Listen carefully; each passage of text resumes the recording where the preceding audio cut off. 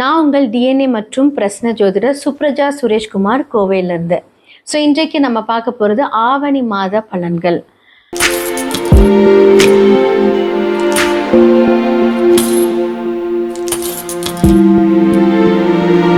ரிஷபராசிக்காரர்களுக்கு இந்த ஆவணி மாத பலன்கள் எப்படி இருக்கு அப்படின்னு பார்த்துடலாம்.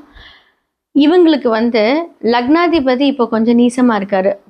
ஒரு மிட் ஆஃப் த மந்த்துக்கு அப்புறமா அவர் என்ன பண்ணுறாருன்னா 6ஆம் வீட்டுக்கு வராரு.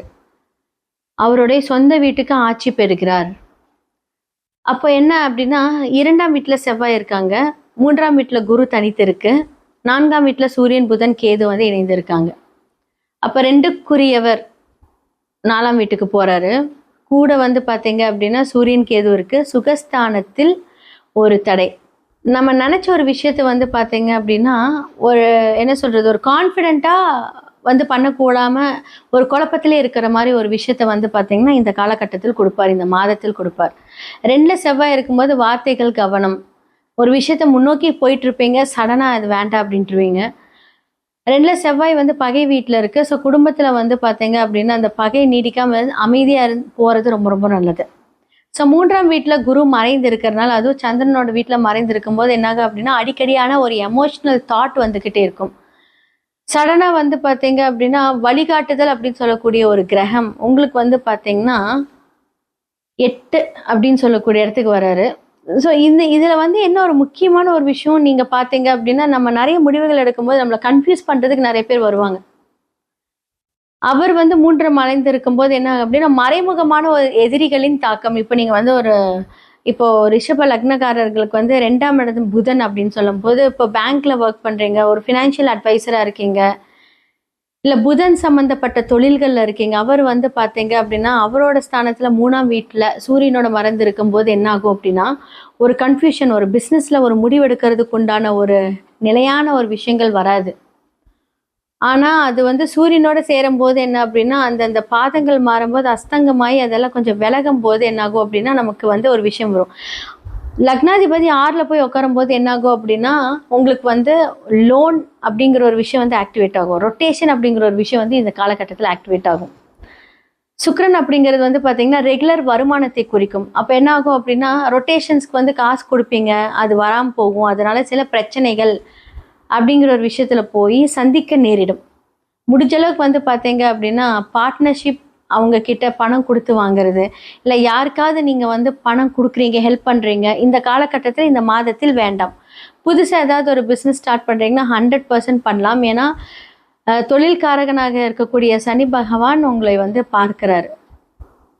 11ஆம் வீட்டில் இருக்காரு, அடுத்தது 3ஆம் பார்வை பார்க்குறாரு. யார் எப்படி என்ன ஏது அப்படிங்கிற ஒரு விஷயத்தை உணர்த்தக்கூடிய இந்த மாதம் அப்படின்னு தான் சொல்ல முடியும். ஆல்ரெடி கடன் வாங்கியிருந்தீங்க அப்படின்னா அதிகமாக கடன் இந்த காலகட்டத்தில் வாங்க வேண்டாம் அப்படின்னு தான் நான் சொல்லுவேன். ஏன்னா லக்னாதிபதி 6ல் இருந்து உங்களை அதை இயக்க வைப்பார். முடிஞ்ச அளவுக்கு தவிர்த்து போகிறது ரொம்ப நல்லது. இல்லை வாங்கி ஆகணும் அப்படின்னா சின்ன லெவல் ஆஃப் அமௌண்ட்டை நீங்கள் வாங்குங்க, ரொம்ப நல்லாயிருக்கும். ஏன்னா 2ஆம் இடத்துல யார் இருக்காங்க அப்படின்னா செவ்வாய் இருந்து கரெக்டாக உங்களோட 8ஆம் இடத்தை பார்க்கும்போது என்ன ஆகும் அப்படின்னா அழகாக அதை ஆக்டிவேட் பண்ணிட்டே இருப்பார். ஸோ நீங்கள் பொதுவாக நீங்கள் ஒரு விஷயத்தை நீங்கள் ஹேண்டில் பண்ணும்போது யோசிச்சு பண்ணக்கூடிய ஒரு கிரகம் தான் உங்களோடது. அப்போ சுக்கிரன் பார்த்தீங்கன்னா எல்லாத்தையும் அட்ராக்ட் பண்ணுவார். ஆனால் இப்போ அவர் உங்களோட 6ஆம் வீட்டில் உட்காந்து மறைஞ்சிருக்காரு. ஆனால் அந்த இடத்துல ஆட்சி பெற்று இருக்காரு. அப்படிங்கும்போது அது கொஞ்சம் ஹெவியாக தான் இருக்கும். உங்களையே அதை கன்வின்ஸ் பண்ண ஆரம்பிக்கும். இல்லை இந்த டைம் நீ வாங்க, ஒன்னால் முடியும் அப்படின்னு. ஆனால் கொஞ்சம் யோசிச்சு பண்ணுறது ரொம்ப நல்லது. ஸோ மாணவர்களுக்கு பார்த்தீங்க அப்படின்னா படிப்பு சம்மந்தப்பட்ட விஷயங்கள் பார்த்தீங்கன்னா ஹார்ட் ஒர்க் தான்.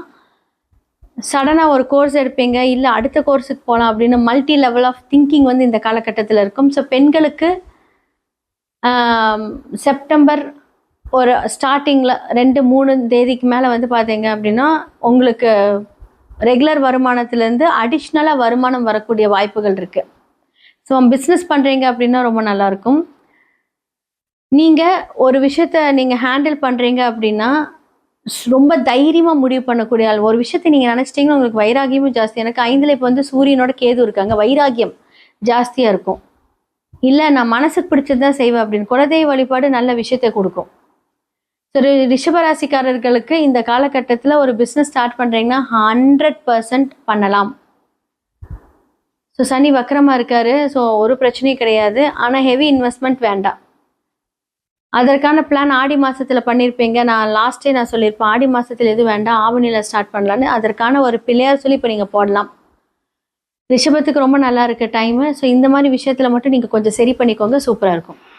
நிறைய நல்ல பண்டிகைகள் இந்த மாதத்தில் வரப்போகுது. கோகுல அஷ்டமி, அடுத்ததாக வந்து விநாயகர் சதுர்த்தி, மலையாளிஸ் ரொம்ப சிறப்பாக கொண்டாடப்படுகிற ஓணம் பண்டிகை. ஸோ இது எல்லாமே ரொம்ப ரொம்ப ஒரு சிறப்பான விஷயங்கள் வந்து இந்த மாதத்தில் நடக்க போகுது. அடுத்ததான் வந்து இந்த உலகத்தில் நடக்கக்கூடிய சில மாற்றங்களை பற்றி நம்ம பார்ப்போம். பொதுவாக என்ன மாதிரியான காம்பினேஷன் இருக்குது அப்படிங்கிறதையும் நம்ம பார்ப்போம். சூரியன், கேது, புதன் இவங்க எல்லாருமே வந்து காலபுருஷ தத்துவத்தின் 5ஆம் வீட்டில் வந்து சேர்க்கை பெறுகிறார்கள். இந்த காம்பினேஷன் வந்து ஆல்ரெடி வந்து கும்பத்தில் ராகு இருக்காங்க, கடக வீட்டில் வந்து குரு தனித்து நிற்கிறார், அப்புறம் மிதுன வீட்டில் செவ்வாய் தனித்து நிற்கிறாங்க, சுக்கிரன் கன்னி வீட்டில் வந்து தனித்து இருக்கிறார். அடுத்ததாக வந்து பார்த்திங்கன்னா சனி பகவான் வந்து காலபுருஷனோட வீட்டில் 12ஆம் வீட்டில் ஆல்ரெடி இருக்கார். ஸோ இத்தனை காம்பினேஷன்ஸ் வந்து போய்கிட்டு வந்துட்டுருக்கு. ஸோ இதில் மெயினாக வந்து பார்த்தீங்க அப்படின்னா இந்த சூரியன் வந்து யாரோட இணைந்து இருக்கிறார் அப்படின்னா கேது பகவானோட இணைந்து இருந்து, புதன் பகவானோட இணைந்து இருந்து அழகாக சமசப்தம பார்வை ராகு எல்லாரும் பார்க்குறாங்க. இந்த காம்பினேஷன் வந்து ஒரு எச்சரிக்கை கொடுக்குது அப்படின்னு தான் சொல்ல முடியும். இந்த எச்சரிக்கை எப்படி அப்படின்னா, நிறைய பேர் நிறைய ட்ராவல் பிளான் பண்ணியிருப்பீங்க. இந்த மாதத்தை கொஞ்சம் தவிர்த்திருக்கிறது நல்லது. அடுத்ததாக வந்து இன்னுமே வந்து பார்த்தீங்க அப்படின்னா காற்று அப்படின்னு சம்மந்தப்பட்ட விஷயங்கள், நிறைய தீ விபத்துக்கள், அடுத்ததாக வந்து நிறைய வெடி பிளாஸ்ட், யாருமே யோசிக்க முடியாத ஒரு பிளாஸ்ட். இது வந்து இதே காம்பினேஷன் நம்ம வந்து இதுக்கு முன்னாடி நம்ம பார்த்துருக்கோம். ஸோ நம்ம ஃப்ளைட் கிராஷெலாம் பார்த்துருக்கோம். இதே காம்பினேஷன் என்ன அப்படின்னா, அப்போ வந்து சூரியன் கேது மட்டும் இருந்து பார்த்துருக்கு, இப்போ புதன் இணைந்து பார்க்குறாங்க. ஸோ ராகும் பார்க்குது. ஸோ இந்த மாதிரியெல்லாம் இருக்கும்போது என்ன அப்படின்னா, மீடியா ஃபீல்டு இதில் நிறையா பாதிப்புகளை நம்ம பார்க்க போகிறோம். மீடியா ஃபீல்டில் இருக்கிறவங்களுக்கு பிரச்சனை. அதே மாதிரி வந்து கெமிக்கல் ஃபேக்ட்ரிஸ், ட்ராவலிங் பண்ணுறவங்க இதெல்லாம் கொஞ்சம் யோசித்து நீங்கள் வந்து இந்த மாதத்தை கொஞ்சம் கடந்தீங்கன்னா ரொம்ப நல்லாயிருக்கும் அப்படின்னு தான் நான் சொல்லுவேன். ஸோ இதெல்லாமே வந்து கொஞ்சம் ஜாக்கிரதையாக இருக்கக்கூடிய ஒரு காலங்கள். ஸோ மேஷம்லேருந்து மீனம் வரைக்கும் இந்த ஆவணி மாத பலன்கள் எப்படி இருக்குது? ஏன்னா சூரியனோட டிரான்சிட் வந்து ஆகஸ்ட் மிட்லேருந்து செப்டம்பர் வரைக்கும் இருக்க போகுது. இந்த டிரான்சிட் சூரியன் இங்கே இருக்கும்போது தான் அப்படின்னா என்ன சேர்ந்துருக்கிற கிரகம் அப்படி